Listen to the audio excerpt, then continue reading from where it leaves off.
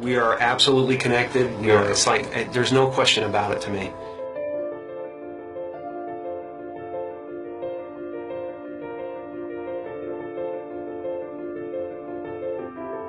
There's no separation. That's been physically proven by science. I think everybody's looking for something that they already have. I think the reason that we don't notice it is because we are so distracted by the human levels of our experience. You might not actually be what you think you are. The fact that we're already enlightened, we're already complete, and it's just realizing that you're complete. So everything we do to each other, or everything we see in each other, is us seeing ourselves. And yet the one thing that remains is this feeling of existence. I'm not a human being that has consciousness. I'm consciousness that is shaped into a human being. All of us are energy. A human being is a very complex pattern of energy. I always have been that energy, and I always will be that energy. I know this conceptually. Why don't we feel it?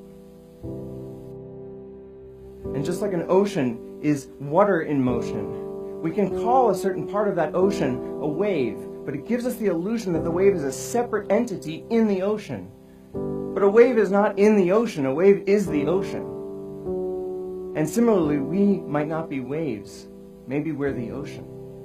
Maybe all of us are energy, and we can realize that directly. All suffering is based on the illusory separation that there's an individual in the environment, that there's a person that has to survive, that this specific collection of 1,000 trillion atoms has to hold itself together. But if I realize directly that I am energy, and I realize that the body and the mind are a temporary manifestation of that energy, then I can fully accept the death of the body and mind as something that does not happen to me, because I was always energy and I always will be.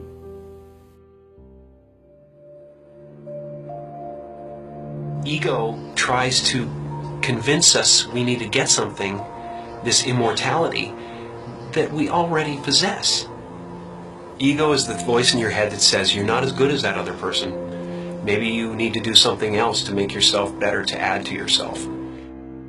You know, and that's what it constantly is doing. It's trying to keep you from being you and me right now, loving this and loving this life.